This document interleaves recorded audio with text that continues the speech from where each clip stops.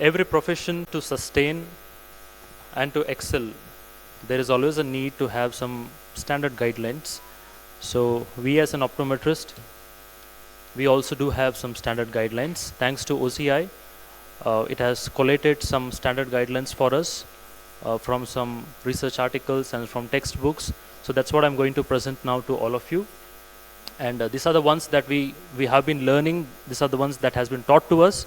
So it will be a kind of a revisitation to it. I'll be just going through the flow of events. So have a look and maybe we can end up with some discussions later. So hi, I'm Avinash, and today I'm going to just share the best practices of the best practice standards in optometry. So what is best practice standard? A best practice is a standard or a set of guidelines that is known to produce good outcomes if followed properly.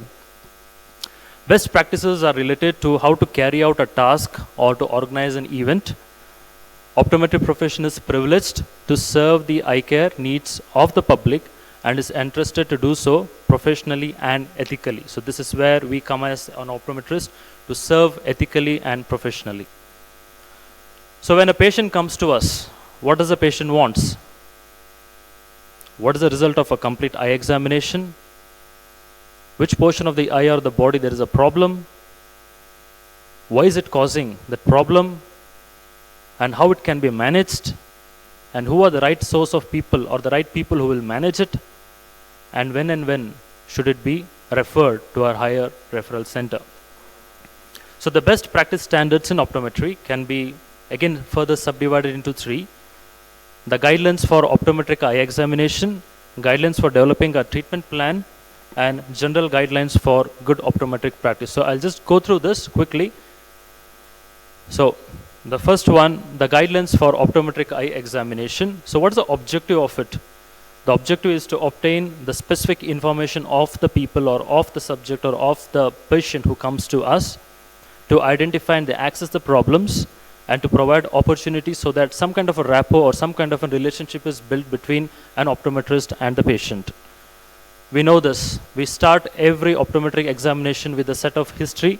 So we know the reasons why we do a history, and we know what are the history components to be taken: a demographic data, chief complaint, visual and ocular history, general history, the systemic history, the medication history, the family history, and the vocational visual requirements.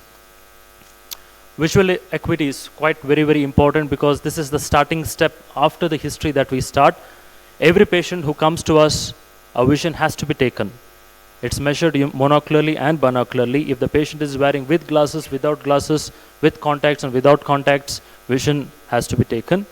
So we know what are the visual acuity trends we do. First we check for the distance vision, near acuity, pinhole if indicated, and also color vision and contrast is also added up to this so that it completes the complete protocol of visual acuity.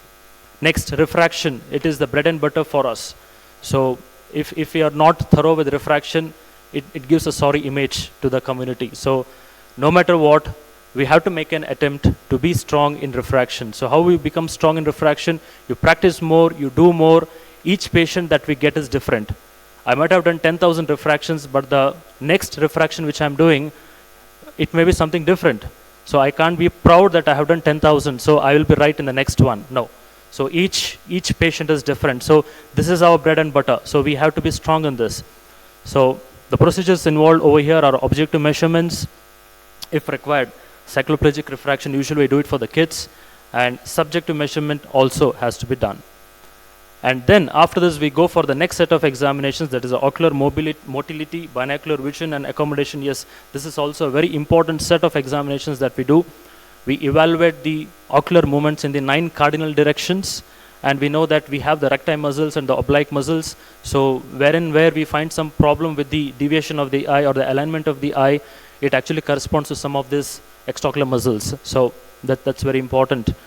And few of the procedures like stereopsis, test for suppression, ocular alignment and ocular motility. I think this is quite very important that we should be aware of.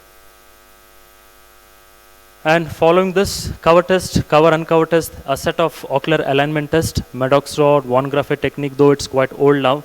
Maddox and Torrington test are the quite recent ones which is being done quite often. And near point of convergence. Now, a lot of us use the screens. So there is a problem with our convergence. The near point of convergence has to be checked. So this is a very important test to assess the vergence facility, the vergence rates has to be checked. And accommodation, the near point of accommodation range and facility, and cycloplegic refraction. Follow to this, we go to the next, that is the ocular and systemic health assessment. So we also, it's quite important to check even the systemic health conditions also. Before that, slit lamp examination is also a very important clinical tool or clinical examination that we should be very much aware of. So it evaluates the ocular adnexa, anterior eye, posterior eye segment, and ocular media. Measurement of IOP, intraocular pressure, is very, very important. Though we have got a lot of instrumentations coming up over here, but the gold standard is Goldmann applanation tonometer. So I think that's where we have to be very, very strong. And evaluation of the posterior segments, ocular segments, once you dilate the pupil. Visual field testing, yes. Some of the supplemental tests. So why we do this kind of supplemental test is to confirm or rule out some differential diagnosis, to get in more depth of the particular problem, and to evaluate the problem or the patient properly so that we can get a proper understanding of the condition.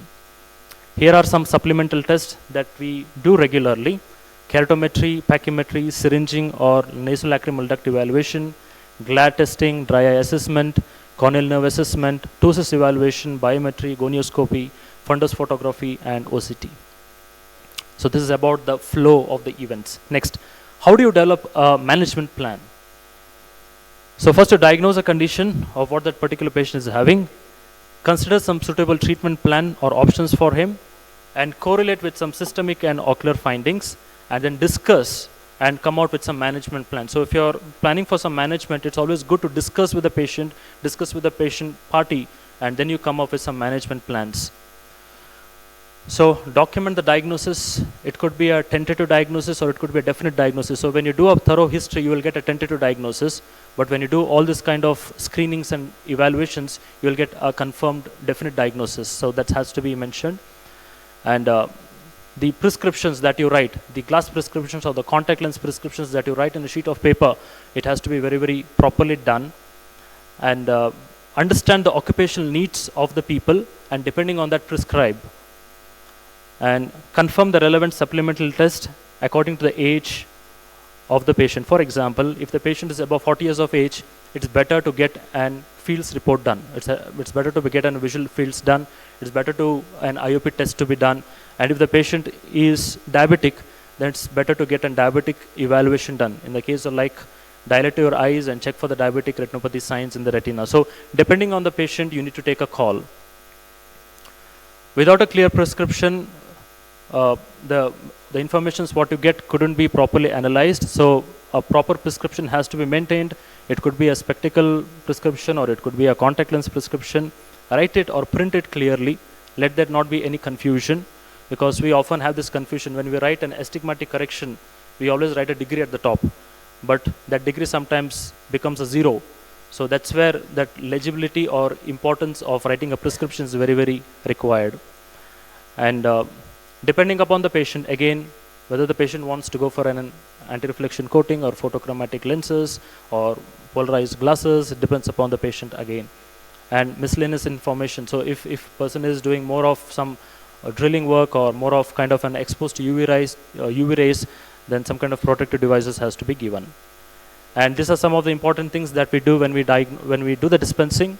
IPD measurement, segment height, pantoscopic tilt. So this has to be kept in mind. So when you deliver the product to the patient or to the customer, make sure that the quality has been checked properly, both your glasses and contact lenses, and provide manual. If it's a first time user, provide manual or make him understand how to use the spectacle, contact lenses or any low vision aid. This is quite important. Discuss the treatment plan. So the discussion is very, very important. Don't take a call, discuss this with the patient and also with the patient party. It's always better to set a telephone or an email conversation just to keep in touch with your patient and refer appropriately. If you find that it is not within your domain, please feel free to refer it. Don't keep it within yourself, because that may spoil the case, or that may actually aggravate the condition of the case. If that person requires an ophthalmological intervention, do refer. If a person requires some kind of an systemic intervention, do refer it.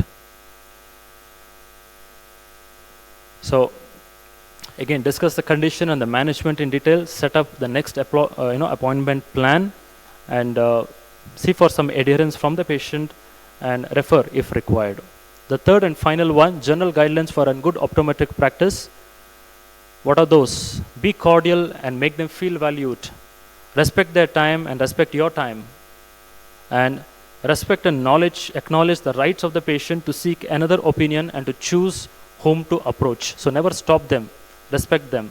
So the communication that you build between yourself and the patient, that will take up, or yourself and the client, that will take up a long way. So provide adequate space and resources in terms of equipment for dispensing services. Include a wide range of eyewear and coatings in your practice. Choose a location that is accessible to everyone, and let it be accessible for everybody. Even people who are having some kind of a handicap, even they should be able to access your facility. Yes, respect the privacy of the patient. Don't disclose the privacy to other people, or the contents or the information of a case to somebody else. Patient examination, conversation with the patient and the interaction has to be within the closed doors. Shouldn't be gone out. And record of a patient must not be visible or available to another patient. So you need to keep this in mind. Apply the latest evidence-based technology or evidence-based technique. So every day the technology is evolving in eye care. So please update yourself, your knowledge, your understanding, and your clinic with those things. And information about ocular condition has to be discussed with the patient, and provide a referral letter with sufficient information. So when you're referring some patient, let there be some sufficient information so that that particular subject or that particular doctor or clinician to whom you're referring to, he will have an idea for what you have referred. So here's a big question now. Is optometry practice a business or a profession? According to me, it's a profession. Why? Because a qualified optometrist will always put the client or customer or the patient best interest ahead of selling the product or service. So when you give your best, the rest will happen. So when you give your best to the patient or to the client, you will get the returns in terms of your, the bills can be paid of yours, the products and services will be got for the money, and whatever things you require will be paid off. But let our mindset be not that of a business, but let our mindset be that of a profession. So when you go with that mindset, obviously and surely, good things will come behind you. The final agenda or the final mantra for all of us is technology is evolving, instruments are evolving, knowledge is coming new and new, research is happening on a daily basis. So upgrade yourself, equipment has to be upgraded in your clinic and your store, cleanliness and hygiene has to be maintained, staff training has to happen, and more importantly, your knowledge has to be upgraded. And clinical competency and specialty has to be upgraded very much. So here are a few takeaway points before we end up this. A best practice is a method that has been generally accepted as a superior to any alternative because it produces results that are superior to those achieved by other means. And the guidelines provide quality and standardized care to the community via optometric clinical practice.